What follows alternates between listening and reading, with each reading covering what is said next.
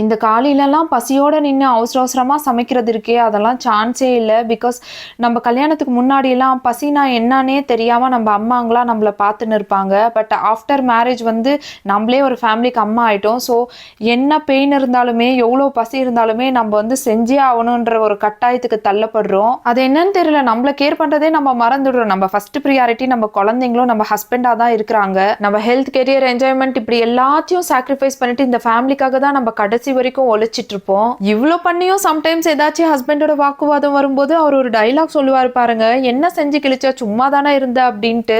சத்தியமா மனசே உடஞ்சி போயிடுது.